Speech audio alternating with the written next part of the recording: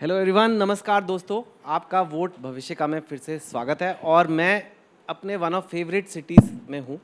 ये है चंडीगढ़, जो दो जगह की राजधानी है, हरियाणा की भी और पंजाब की भी। सब लोग बोलते हैं चंडीगढ़ बहुत खूबसूरत शहर है और मैं तो खैर खुद पंजाबी भी हूँ, अगर आपने टू स्टेट्स देखी है तो मेरे को यहाँ के हमेशा बहुत अच्छा लगता है। और आज मैं स्पेशली खुश हूँ यहाँ आके, क्योंकि मैं एक यहाँ के बड़े ही एस्टीम्ड इंस्टीट्यूशन में हूँ। मैं हूँ पंजाब यूनिवर्सिटी में, जो 1882 से है, अंग्रेज़ों के ज़माने से। और इस यूनिवर्सिटी में पंजाब के ही नहीं, हरियाणा, हिमाचल प्रदेश, उत्तराखंड, जम्मू कश्मीर और इनफैक्ट पूरी इंडिया से लोग अब यहाँ पे पढ़ने आते हैं। और इस शो का, ऑल्दो हमारे शो में अलग अलग राजनीतिक पार्टियों के प्रवक्ता भी हैं, एक्सपर्ट्स भी हैं, लेकिन इस शो का जो दिल है वो ये है कि हम यूथ से जुड़ना चाहते हैं। हम ये नहीं कि एयर कंडीशन स्टूडियोज़ में बैठ के इंडिया के पॉलिटिक्स की बातें करें, हम एक्चुअली मतदाताओं से, जो यूथ है स्पेशली, जो भविष्य है हमारे देश का, उससे बात करें। और हम देश में अलग अलग जगहें जा रहे हैं, तो पंजाब यूनिवर्सिटी हमारा एक इम्पॉर्टेंट स्टॉप है, क्योंकि आज हम बहुत ही इम्पॉर्टेंट इशू पे यहाँ चर्चा करेंगे। हम यहाँ पे चर्चा करेंगे जिसका डायरेक्ट संबंध यूथ से है, भविष्य से है। वो है बेरोज़गारी और उच्च शिक्षा। तो इसके बारे में हम बात करेंगे और मेरे साथ दो बड़े खास मेहमान हैं। सबसे पहले मैं बुलाना चाहूँगा अनिल सरीन जी को, जो प्रवक्ता हैं बीजेपी के। अच्छा, एनीवे, आइए welcome, thank you for coming. और मेरे साथ हैं एक और इनके best friend Vikramjit Pasi sir, प्रवक्ता आम आदमी पार्टी। वेलकम सर, बहुत बहुत मुबारक।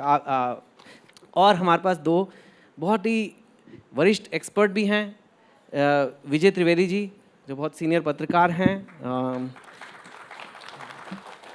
और प्रोफेसर चंद्रचूड़ सिंह, राजनीतिक विश्लेषक भी हैं।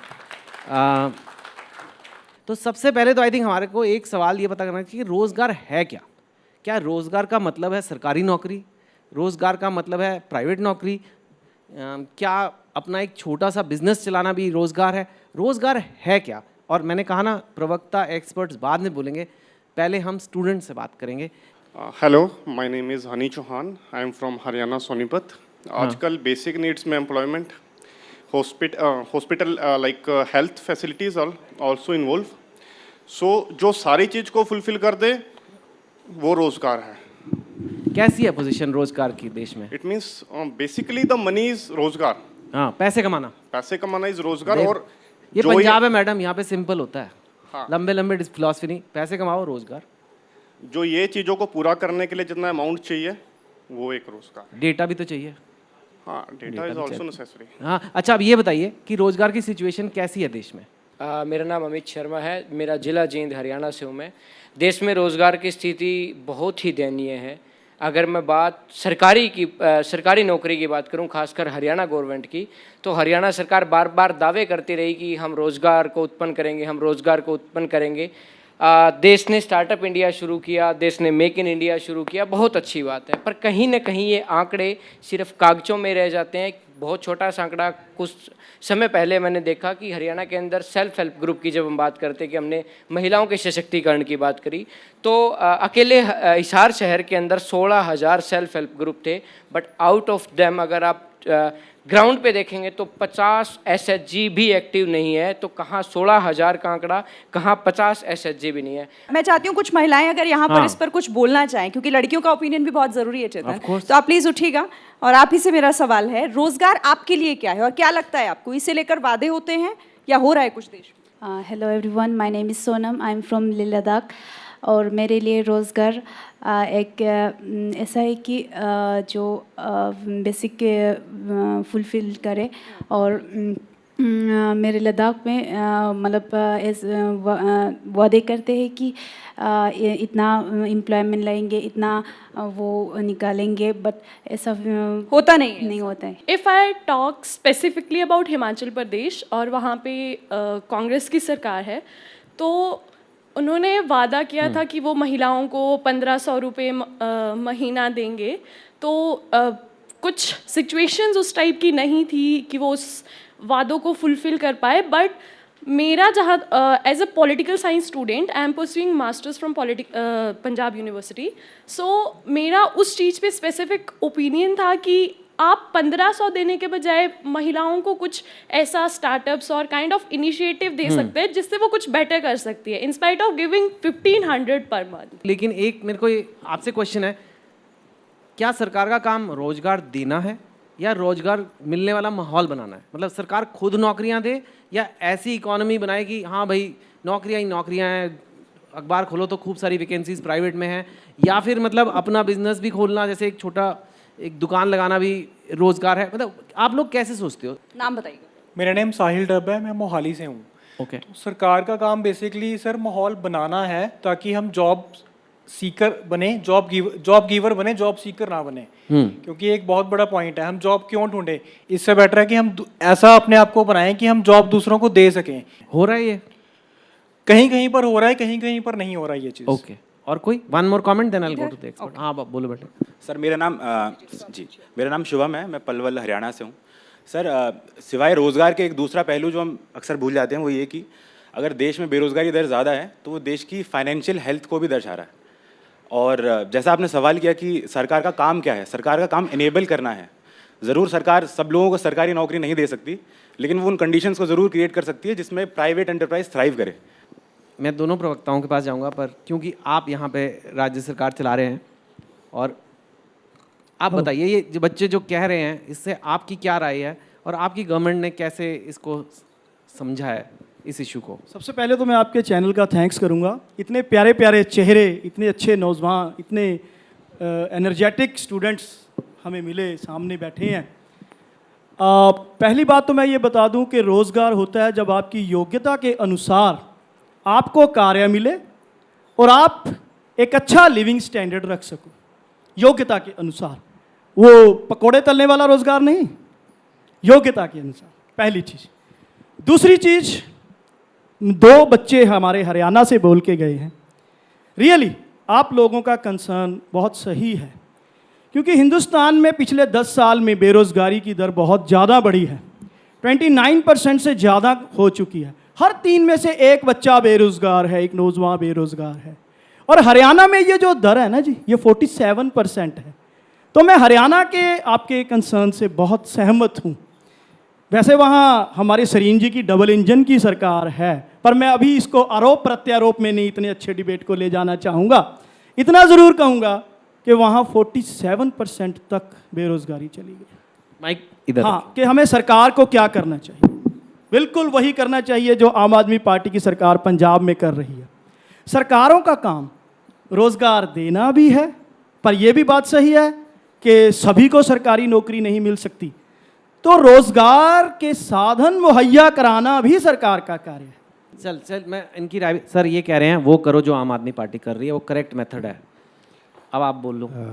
मेरे भाई ने कहा कि जो पंजाब में हो रहा है वो होना चाहिए। मैं कहूंगा जो पंजाब में हो रहा है वो दुनिया में कहीं नहीं होना चाहिए। हमारा नौजवान कहां जा रहा है, शायद हमारी पंजाब की सरकार की आंखें मूंदी हुई हैं। विषय रोजगार का मैं राजनीति में बाद में बात करेंगे, जिस हिसाब से ये बात करेंगे उसी हिसाब से मैं जवाब भी दूंगा इनको। ये हम अच्छी तरह जानते हैं और हमारे नौजवान साथी भी अच्छी तरह जानते हैं कि प्रत्येक व्यक्ति को सरकारी नौकरी नहीं मिल सकती, क्योंकि इतना ना सरकार के पास इंफ्रास्ट्रक्चर है, ना इतना पैसा है। तो नौजवान जाए कहां? जॉब सीकर की जगह जॉब गिवर बने। और यही काम हमारी नरेंद्र मोदी सरकार ने पिछले 10 साल में किया है।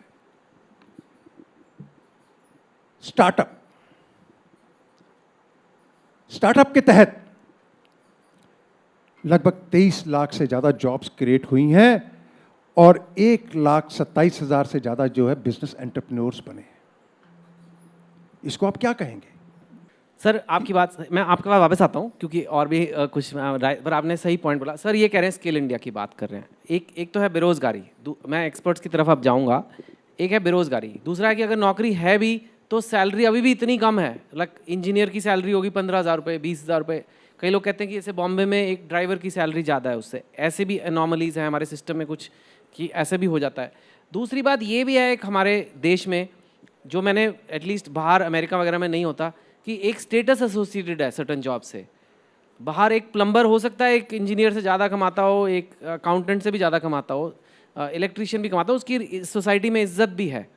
लेकिन यहाँ पे एक सर्टन एसोसिएशन है ब्लू कॉलर के साथ कि अरे ये तो हाथ से काम करता है, यू नो, वो भी इसमें मिक्स्ड है। अनएम्प्लॉयमेंट के इशू में अंडर एम्प्लॉयमेंट एक इशू है, वाइट कॉलर ब्लू कॉलर एक इशू है। तो इसके लिए अब मुझे लगता है कन्फ्यूजन दूर करने के लिए हमने 2 एक्सपर्ट्स यहाँ रखे हैं। तो किससे शुरू करें? चंद्रचूड़ सर आपसे शुरू करते हैं, चलिए। चेतन जी, सबसे बड़ी बात है, और मुझे लगता है कि आपने you just hit the nail. Actually हम जब जॉब की बात करते हैं तो क्या हम वर्क की बात करते हैं? जब विदेशों में आप जाते हैं और वहाँ जॉब नहीं करते लोग, वहाँ वर्क करते हैं। और कहीं ना कहीं सामाजिक परिस्थितियाँ हमारी ऐसी हैं जिसमें हमने इस वर्क को एक दर्जा दे दिया है, एक स्टेटस दे दिया है। मुझे लगता है कि सबसे बड़ी बात यह है कि जॉब या वर्क तो तब होगा ना जब सक्षमता आएगी, और सक्षमता का जहाँ तक सवाल है, एम्प्लॉयबिलिटी इंडेक्स में अगर आप देखेंगे तो हम बहुत नीचे हैं, और चूंकि हम नीचे हैं इसलिए ये समस्या बढ़ती जा रही है। और अगर आप पिछले कुछ वर्षों में देखेंगे तो काम इस पे हुआ है ये कि चूंकि देश में युवाओं की संख्या सबसे ज़्यादा है, मुझे लगता है आधा से ज़्यादा डेमोग्राफिक डिविडेंड जिसको हम कहते हैं वो इस देश में है। लेकिन उस डेमोग्राफिक डिविडेंड का लाभ उठाने के लिए जो तरीके अपनाए जाने चाहिए, जिस प्रकार से उनको सक्षम करना चाहिए, वो शायद पिछले कई वर्षों में नहीं हुआ, डिकेड्स में नहीं हुआ। वो काम अब हो रहा है। अब ये इतना कम समय में इतना इसका रिजल्ट जो है, ये लॉन्ग टर्म प्रोसेस है, और ये लॉन्ग टर्म प्रोसेस में जाकर होगा। विजय सर, मैं आपसे बात करने से पहले एक छोटा सा CSDS लोक नीति का एक डेटा दे दूँ कि एक आपको बता दूं कि हम क्यों डिस्कस कर रहे हैं। जब मतदाताओं से पूछा गया कि सबसे इम्पॉर्टेंट मुद्दे कौन से हैं आपके लिए, तो उन्होंने ये बताए। टॉप मुद्दा था बेरोजगारी 27%, महंगाई 23%, 23%, बेरोजगारी 27%, विकास 13%, अन्य 37% थे। मतलब ये इतना इंपॉर्टेंट इशू है, इसीलिए ये एपिसोड बनाया। और हम तो डेटा की बात करते हैं 3%, 8%। मैं खुद स्टूडेंट रह चुका हूँ, स्टूडेंट्स के लिए किताबें लिखता हूँ।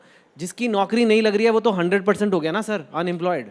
चेतन, एक तो आप पॉलिटिकल लीडर नहीं हैं, ये साफ हो गया, क्योंकि ऐसे इशू पर आप चर्चा कर रहे हैं जिसको पॉलिटिकल लीडर्स बात करना ही नहीं चाहते। नहीं कर रहे हैं सर। वो बात एक दूसरे पर टालने के लिए सरीन साहब पासी साहब के पास बॉल फेंकते, पासी साहब सरीन साहब के पास, आपके पास आपको है ना। हाँ। लेकिन वो मुद्दा ये है कि सबसे महत्वपूर्ण मुद्दा आपने जो फैक्ट से जहाँ से शुरू किया, उसका मतलब है कि आधी आबादी जो नौजवानों की है वो बेरोजगार है ना। 48% पर जब आप बात कर रहे हैं वो योग्य है कि नहीं है। मुद्दा यह है कि जब हम बात करते हैं रोजगार और स्वरोजगार में, तो ये बहुत सही बात है कि एक माहौल बनाया जाए। लेकिन जब आप 2 करोड़ लोगों के रोजगार के साथ चुनाव में जाते हो और जब चुनाव खत्म हो जाए तो आप कहें रोजगार का मतलब सरकारी नौकरी नहीं है, तो ये एक बड़ा मुद्दा है कि रोजगार को स्वरोजगार की तरफ कैसे आप शिफ्ट कर रहे हैं। क्या आपने, और वो बेरोजगार जो आपने कहा मुझे सरकारी नौकरी नहीं दी, तो क्या आपने ऐसी व्यवस्था की कि मुझे कोई रोजगार मिल पाया। और ऐसे से एक दोस्त ने बहुत अच्छी बात की कि रोजगार का मतलब सब चीज़ों की व्यवस्था हो जाना, दाल रोटी हो जाना नहीं। 80 करोड़ लोगों को खाना खिलाने की ज़रूरत ही हमें इसलिए पड़ रही है क्योंकि हम वो 50% लोगों को रोजगार नहीं दे रहे। तो इस पूरे सिस्टम को रीथिंक करने की ज़रूरत है कि यदि हम स्वरोजगार पर जाना चाहते हैं तो क्या वो माहौल दे रहे हैं, क्या वो कॉम्पिटेंस दे रहे हैं। एक छोटा सा उदाहरण बताता हूँ। हमारे एक मित्र हैं, सर ये मेरे को आगे बढ़ना पड़ेगा तो फटाफट जरा। हाँ, एक छोटी सी बात कि वो मित्र हैं, उनका बड़ा अच्छा बिजनेस चल रहा है, छोटा स्टार्टअप उन्होंने शुरू किया 4-5 साल पहले, और वो अच्छा काम कर रहे हैं। तो मैंने कहा ये तो बहुत अच्छा हुआ, बोले केवल इसलिए हो पाया क्योंकि मेरा अच्छी यूनिवर्सिटी में एडमिशन नहीं हुआ। यदि अच्छी यूनिवर्सिटी में एडमिशन होता और मैं PhD करता तो फिर नौकरी ढूंढ रहा होता। सिंपल सा सवाल है, क्या नौकरी पाना पहले से ज़्यादा कठिन हो गया है? डेटा जो है CSDS लोक नीति, जो बहुत डिटेल में जाते हैं, यहाँ पे आप लोग थोड़ा शर्माते भी हैं कई बार। पुरुष कह रहे हैं 65% की ज़्यादा कठिन हो गया शरीर। महिलाएं भी कह रही हैं 59% नौकरी मिलना ज़्यादा मुश्किल है। गांव में 62, कस्बे में 59, शहर में 65 और कुल 62%, मतलब मोर देन हाफ, मेजॉरिटी को ये लगता है कि नौकरी पाना थोड़ा मुश्किल हो गया है। सर ने कहा कि कई बार नौकरियां प्रॉमिस भी कर दी जाती हैं। एक वो भी इशू है कि आप चुनाव के टाइम बोल देते हो इतनी करोड़ नौकरी आ जाएंगी। अभी भी मैं ऐड देख रहा था, एक टीवी पे आ रही है, पक्की नौकरी कुछ चल रहा है, पक्की नौकरी लग गई मम्मी, यू नो, एज इफ कि आपने एक को पावर में लाए और नेक्स्ट डे आ रही है आपके पास एप्लीकेशन लेटर। तो सर अब मैं आपके पास जाऊंगा कि ये आप इसको कैसे देखते हो, और लोग भी यहाँ पे काफ़ी चीज़ें कह रहे हैं, फिर मैं आपके पास आऊँगा। सर मैं विजय भाई की बात से बहुत सहमत हूँ कि सवाल नौकरी जो है रोजगार जो है उसकी परिभाषा क्या है? क्या केवल वो सरकारी रोजगार ही रोजगार है? जैसे इन्होंने कहा, क्या हमने ऐसा एनवायरनमेंट पैदा किया कि वो स्वयं रोजगार कर सके? तो उसी के लिए मोदी सरकार ने स्किल इंडिया स्कीम को लाए और 1 करोड़ से ज्यादा जो है लोगों को स्किल इंडिया के तहत ट्रेनिंग देकर स्वयं रोजगार के अपने खुद के जो साधन जो है और इजी लोन देकर वो अपना रोजगार कर रहे हैं। इतने काम हुए हैं, इतनी लंबी लिस्ट है, वो कह रहे हैं टाइम, कुछ चीज़ें ऐसी जिसमें टाइम लगेगा असर आने में और कुछ तो गिना भी दिए उन्होंने। खुद ही कह चुके हैं कि 2047 में हिंदुस्तान का विकास होगा, तब तक तो ब्राह्म भरोसे रखा है इन्होंने इस देश को।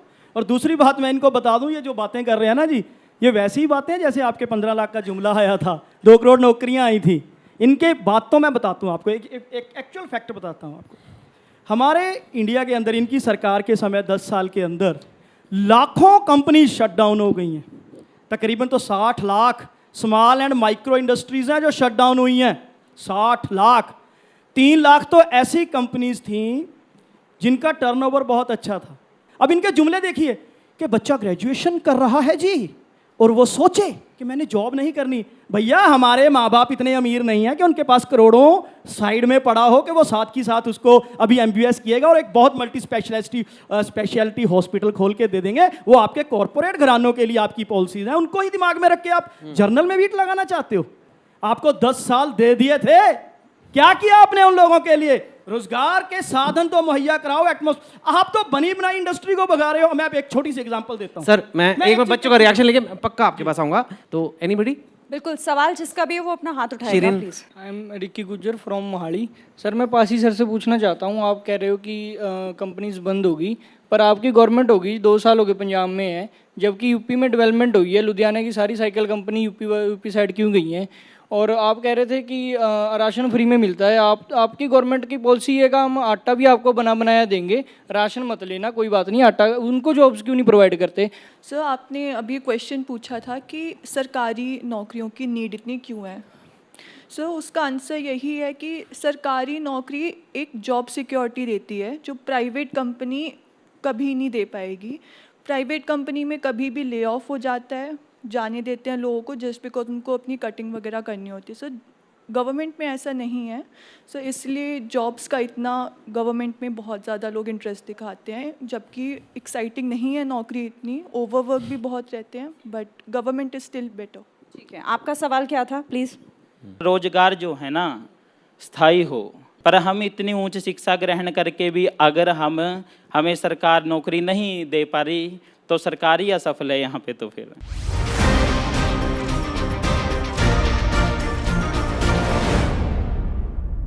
बहुत ही मज़ेदार दिलचस्प यहाँ डिस्कशन हो रहा है एक ऐसे मुद्दों पे जो वोटर्स के लिए सबसे ज़्यादा इंपॉर्टेंट है, बेरोज़गारी, उच्च शिक्षा के ऊपर। और मैंने काफ़ी डेटा बेरोज़गारी पे दिया है। मैं अब आपको थोड़ा डेटा हायर एजुकेशन पे देता हूँ, उच्च शिक्षा पे देता हूँ, जो कि बहुत ज़रूरी है हमें समझना। देश में कितनी यूनिवर्सिटीज़ हैं? 1168 कॉलेज हैं, 45,473 स्टैंडर्ड अलोन, उसमें से कॉलेज 12,000 हैं। 2014-15 में 341 यूनिवर्सिटी की स्थापना हुई थी। एम्स इस वक्त 23 हैं, IITs 23 हैं, सर ने भी बोला IIMs 20 हैं। तो ये कुछ बड़े बड़े इंस्टीट्यूट्स हमारे यहाँ पे हैं।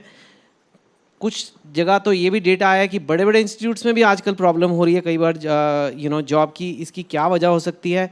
और प्लेसमेंट्स का सीज़न जब होता है कॉलेज में, वो टेंशन वाला टाइम है या फिर एक खुशियों वाला टाइम है, क्योंकि पता है कुछ ना कुछ तो बढ़िया मिल ही जाएगा, या फिर वो टेंशन वाला टाइम होता है? इसका आंसर बेस्ट स्टूडेंट्स ही दे सकते हैं। तो क्यों ना हम स्टूडेंट से शुरुआत करें। मेरा नेम साहिल डब है, मैं मोहाली से हूँ। मेरा एक क्वेश्चन है सर से। सर, जब आपकी गवर्नमेंट आई थी 2022 में, आपके चोन मैनिफेस्टो में एंटरप्रेन्योरशिप के रिगार्डिंग एक चीज़ आई थी कि हम पूरे पंजाब में 147 एंटरप्रेन्योरशिप स्किल सेंटर्स ओपन करेंगे। तो सर, अभी तक 2.5 साल हो गए आपकी सरकार को, अभी तक कितने ओपन हुए हैं? सर, आप प्लेसमेंट के लिए कह रहे हैं, जैसे प्लेसमेंट्स में जब प्लेसमेंट्स का टाइम आता है तो स्टूडेंट्स को टेंशन होती है क्या? नहीं, मैं सर 2008 से ग्रेजुएट, मतलब 2008 से मैं बीटेक शुरू किया और 2012 में पास आउट हुआ। मैंने को प्लेसमेंट भी मिली, उसके बाद मैं स्वयं रोजगार भी लिया। मैं खुद आज एक बिजनेस करता हूँ, मेरे अंडर 10 आदमियों को और मैंने रोजगार दिया हुआ है। तो मेरा कहने का ये बात था, क्योंकि प्लेसमेंट्स बहुत सही बात है। मैं एक्सपर्ट्स के पास जाना चाहूँगा, फिर हम गेस्ट पे आएंगे, क्योंकि सर दो राय मेरे को दिख रही है। एक कह रहा है कि अगर नौकरी चाहिए और नौकरी चाहिए स्टेबल।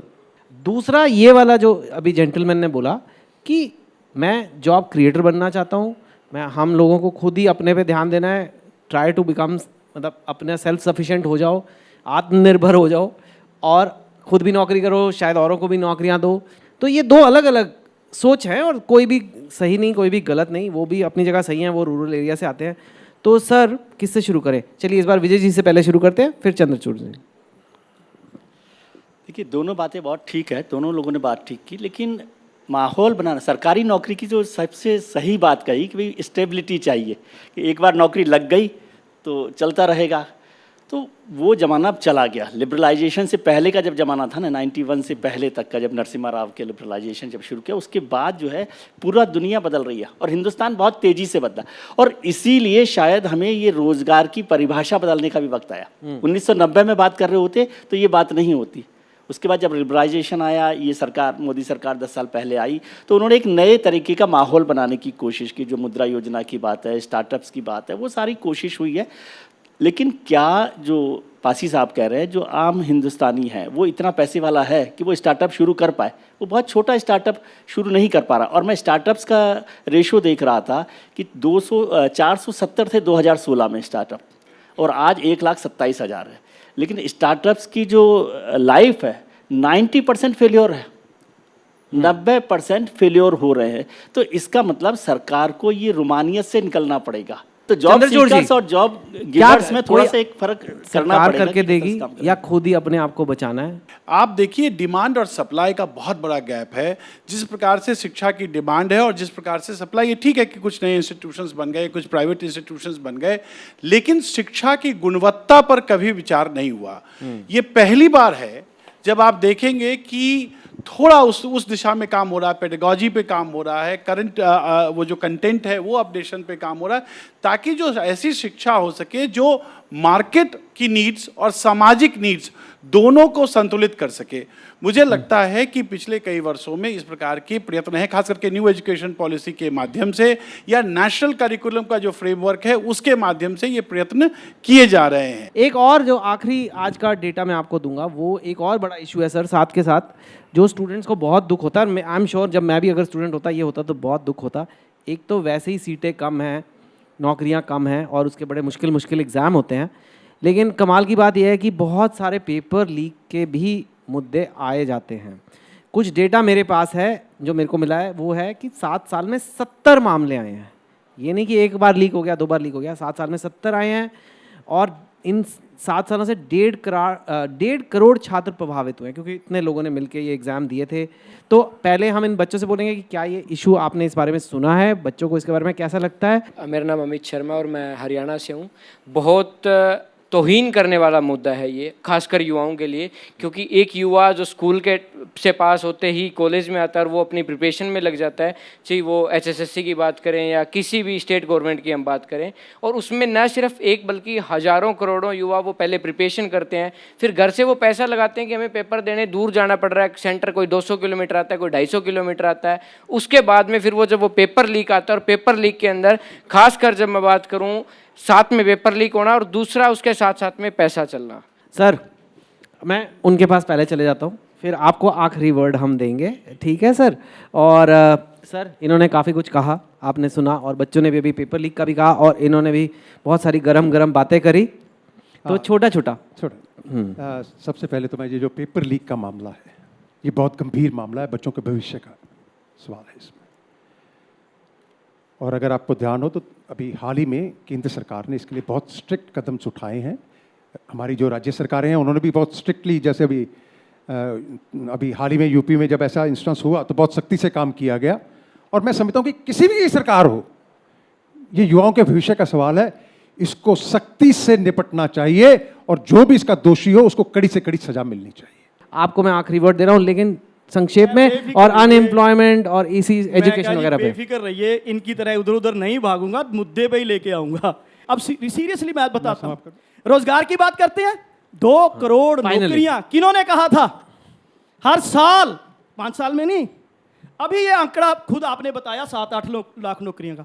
इन्हीं के पीयूष गोयल जी ने 8 दिसंबर 2021 को नोट कर लीजिएगा जी, आप ही के मंत्री हैं पीयूष गोयल। 8 दिसंबर 2021 को पार्लियामेंट में क्या कहा कि 12,458, एक भाई पूछ रहे थे ना कि इन्होंने उन कंपनियों का कारण बताइए, 12,458 तो सेंटर के पास रजिस्टर्ड कंपनीज थी जो शट डाउन हो गई। पंजाब के अंदर रोजगार कहां गया? जब इनकी सरकार वाजपेयी साहब की आई थी ना, तो पंजाब को पैकेज नहीं दिया था। राजपुरा से लेके अमृतसर तक हमारी इंडस्ट्रियल बेल्ट थी, इन्होंने सिर्फ 3 स्टेट्स को पैकेज दिया। कितने साल हो गए हमें मांगते हुए, जब इंडस्ट्रियलिस्ट को 2010 से 2020 के बीच ट्रीडेंट गई, हीरो गई, उसके बाद आरएमआई गई, 2010 से 2020 आम आदमी पार्टी की सरकार नहीं सर, थी। मेरा इनकी हिस्सेदारी वाली मैं सरकार बताऊं, है। कभी रखिएगा रोजगार पे, भ्रष्टाचार पे, इंडस्ट्री पे, मैं इनका पोल खोल के दिखाऊंगा आपको जुमलेबाजों का। Thank you sir. 8,000 आज तक क्यों हमारी पंजाब की जनता बिल्कुल सर, 70,000 कर आप सही हो, आप भी सही हो, और असली फैसला तो जनता ने करना है, जो यहाँ बैठी है और जो ये टीवी पे देख रही है। हमने कोशिश की अपने चैनल के माध्यम से बहुत इंपॉर्टेंट इश्यूज, बेरोजगारी और हायर एजुकेशन को डिस्कस करने की एक्सपर्ट्स के साथ, और मैं बहुत बहुत थैंकफुल हूँ आपका और बीजेपी का कि आप लोग आए और आपने क्वेश्चंस फेस किए, आंसर करने की कोशिश की, आप सब स्टूडेंट्स का जिन्होंने इतने अच्छे क्वेश्चंस पूछे। So thank you so much, और आप लोग भी देखते रहिए वोट भविष्य का एबीपी न्यूज़ पर।